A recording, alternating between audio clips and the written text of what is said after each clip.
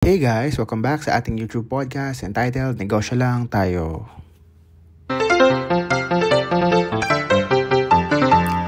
So for today, meron tayong very interesting topic ulit na i-discuss. Ang topic natin ngayon ay magkano nga ba mag-franchise ng Andox Chicken? Okay, so napili natin ang Andox Chicken kasi napapansin ko etong type ng business na to, hindi lang Andox itself Andyan din yung Chooks to Go, andyan din yung Baliwag. Actually, yung generic lang na manukan or inihaw na manukan. Isa yan sa mga top business or isa yan sa mga unang business na gustong wine-venture ng mga tao.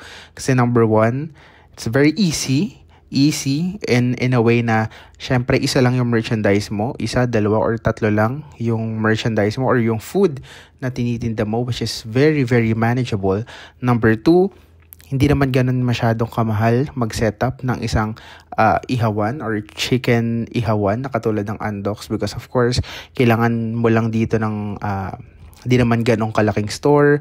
Kailangan mo lang ng equipments na pang-ihaw. Very easy, very compact, and very, very fast. And number three also is in terms of merchandise supply or supply ng manok, of course, syempre, nawawalan-walan pa rin.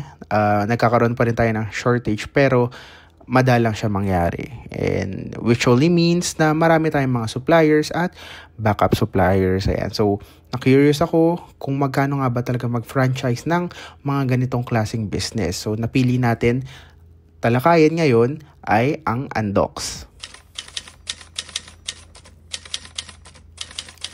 So, to answer our question agad, no? So, magkano ba talaga ang total capital ng pag-franchise ng isang Andox? So, ang total capital na kakailanganin nyo, medyo malaki yung gap niya, no? So, it's around between 2.5 million to 10 million pesos. So, medyo malaki yung gap niya.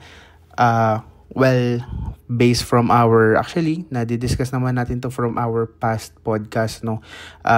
Nagde-depend talaga to on the size of your store, no? So actually ang Andox nag-start lang naman yan sa isang maliit na store pero ngayon kung makikita nyo nakakapag set up na talaga sila ng restaurant type na Andox. So makikita nyo siya sa several malls. Hindi pa siya ganun ka-boom, hindi pa siya ganun kadaming branch, pero may mga iilan-ilan na tayo makikitang mga Andox na restaurant. Same with Chooks to Go, no? So, I think pwede rin nating i-topic yung Chooks to Go sa mga next video natin. Pero ngayon, focus lang tayo kay Andox. So, ngayon, ang total capital na kakailanganin nyo is around, again, 2.5 to 10 million pesos depending on your location and how big your store is. Okay?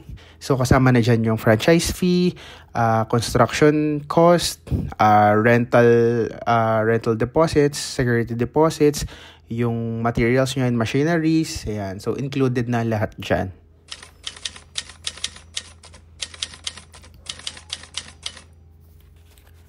So now, there are actually two types of Andox store. Meron tayong takeout and meron tayong dine-in. Ayan. So yung takeout, ito yung classic na Andox store na nakikita nyo sa, usually nasa kanto to nasa mga outside malls to, of course, di ba? Madalang naman tayo makikita ng mga take-out na Andox sa mall dahil syempre heavy yung cooking nito. Kung makikita nyo yung Mang Inasal, makikita nyo dun sa may counter sa left side, nakikita nyo nag-iihaw sila. Ganun kasi yung format din na Andox. But hindi sila nagve-venture sa mall sa mga ganitong klaseng concept nila because of course, heavy talaga yung cooking na kakailanganin nila. And also, yung area size naman na kailangan nila is hindi ganun kalaki para ma-put up nyo siya sa isang mall. Kaya naglagay sila ng dine-in. So, yun yung second concept nila, which is yung dine-in. So, yung dine-in, probably parang Mang Inasal type siya, minus the only rice, no? So, halos, hindi naman ganun same, pero yung main menus or yung main products na sinaserve nila sa tao, of course, halos same lang din. So, andyan yung inihaw ni chicken. Although si Andox, mas may variety siya in terms of how the chicken is cooked. So meron silang fried chicken. Si Mang Inasal puro lang yan, puro grilled lang sila. Okay, so Franchise fee, nagva-vary yan.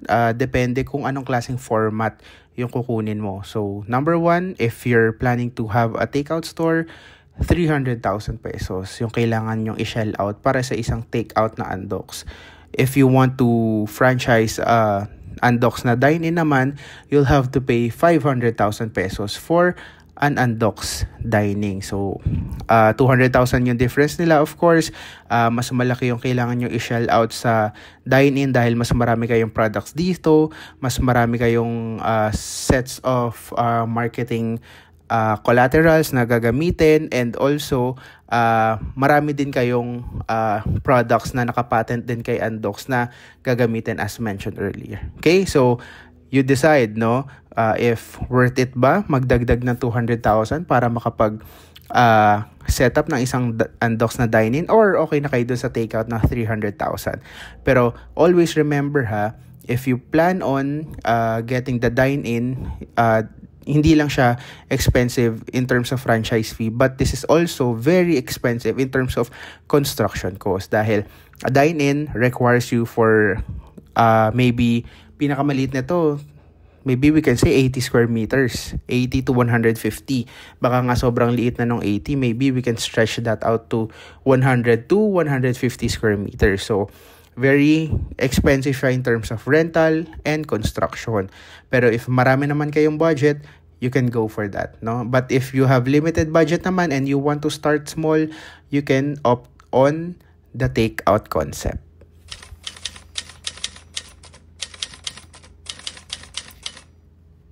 Let's talk about terms na yan. So, etong dalawang format ni Andox na dine-in and takeout, they also vary in terms of length of contract. Ayan. So, in terms of length of contract, if you're planning to put up a takeout store ng Andox, your contract will be 3 years. Ayan. So, first 3 years, renewable for another set of contract. Didiscuss natin yan later after nito, no? So, after the 3 years, you'll be automatically eligible for renewal. For dine-in concepts naman, mas mahaba yung terms nito, no? So, it's 5 years yung dine-in niya, which only means na mas mahaba yung ROI na kakailanganin nyo para makapag break even kayo, or at least earn for the dine-in concept, kasi syempre mas malaki siya, mas maraming gastos, 'di ba?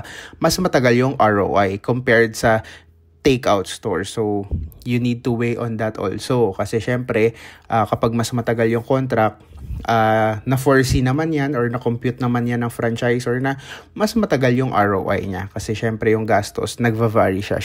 So you can also consider that, no, in choosing what type of Andox concept will you get. Okay, so again, for the terms, 3 years for the takeout and 5 years for the dine-in.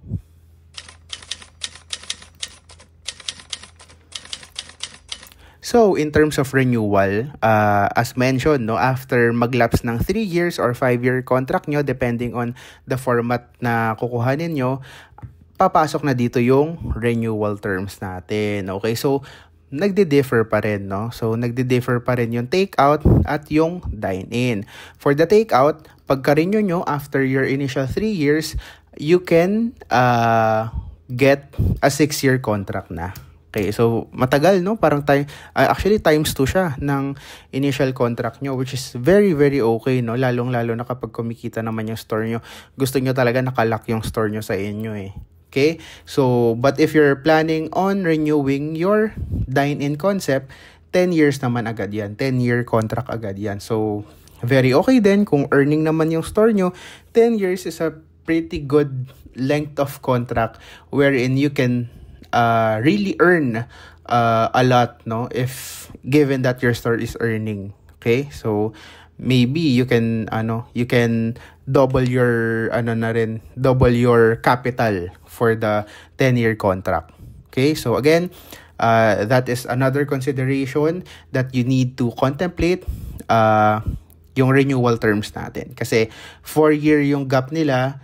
It's a very long a long time, no? Mahaba yung difference nila compared to each other. So again, it's one thing na kailangan natin i-consider in choosing the type of concept that we will get sa Undox.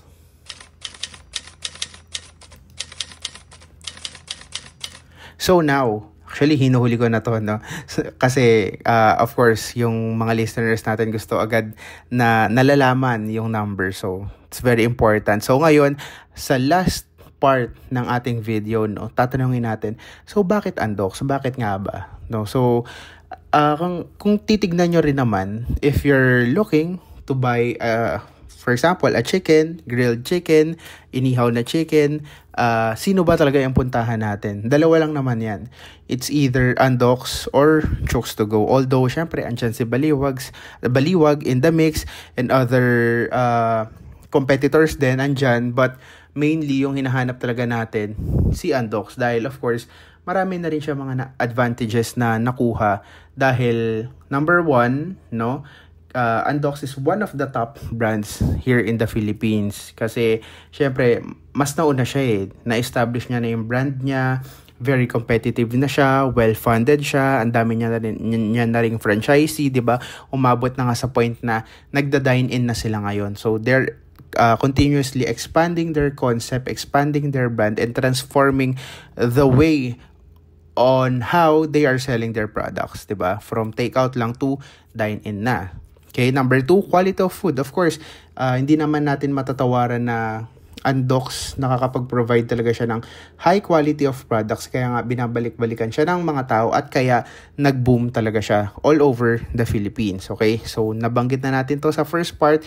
Yung first mover, isa siya sa mga nauna kasi. Again, very advantageous talaga kapag sa isang konsepto ng negosyo, ikaw ang nauna, ikaw talaga yung titingalain ng mga tao kasi magiging loyal sila sa'yo dahil ikaw yung magiging benchmark nila in terms of that particular product or particular concept.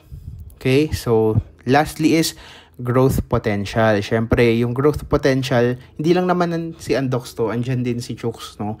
Kasi, nag-expand na talaga sila, which is yan talaga yung gusto mong makita sa isang business kasi ayaw mo naman maging stagnant sila na puro take-out lang, puro outside the malls lang, puro kanto concepts lang sila, no? Although there's nothing wrong sa ganong concept dahil doon sila nagsimula, doon sila nag-boom, no? Pero of course, you want to see growth doon sa brand and you want to see them expand at gusto mo rin sila makita inside the mall, no? Kasi if you're inside the mall, kahit papaano, nagiging competitive ka na, ibig sabihin kaya mo na makipagsabayan sa mga big boys katulad nila Jollibee, Mang Inasal, KFC, 'di ba?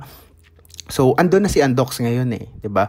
Hindi pa lang katulad kadami ng branch ng competitors nila, but andun na sila, pasimula na sila. And yun yung growth potential na gusto nating nakikita sa mga brands at sa mga negosyo na gusto nating fina-franchise. Kaya for Undox, binibigyan natin siya ng 4 out of 5 stars. Bakit 4 out of 5 stars? Kasi there are still a lot of areas to improve on kay Undox, no? In terms of sa speed, sa expansion, number 2, sa products. Of course, I think Undox is already expanding their line of products, no? But I think they need to do it fast and they need to expand it more para maging competitive sila, no? So, and number 3, syempre, yung concept itself, ang dami na kasing kalaban. Ang dami ng kalaban, ang dami ng cheap alternative.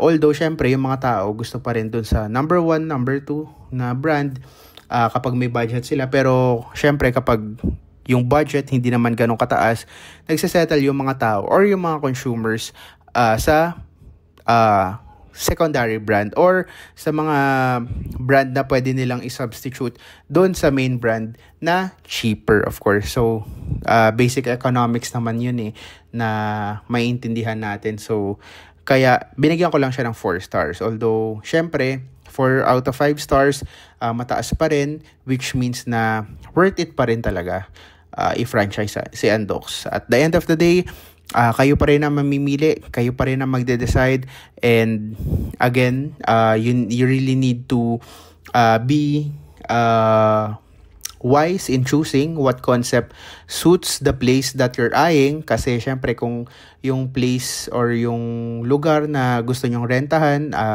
ay matao, mahilig mag-dine-in, so of course, you need to get the dine-in concept. Pero kung yung mga yung area nyo naman na pipiliin is more on residential, syempre gusto lang ng mga consumers natin dyan is to take out at kainin yung food sa bahay nila. Okay, so I hope nakatulong tong podcast na ito sa pag-decide nyo on anong klase ng Undocs, or kung gusto nyo man mag-franchise talaga na Undocs in the near future. Okay, so that is our podcast for today. I hope may natulong ang podcast na to sa pagde-decide nyo. And if you want to visit more about Undocs or to know more about Undocs, you can visit their website at undocs.com.ph. So, andyan yung history nila, yung menus nila, 'di ba? Yung if you're applying for a job also, andyan yung careers nila, 'di ba? And if you want to contact them, nandyan din sa website yung contact details and emails nila. Okay? So, again, thank you so much for listening. Continue to support and subscribe to Negosyo Lang Tayo. Thank you so much and see you on the next video.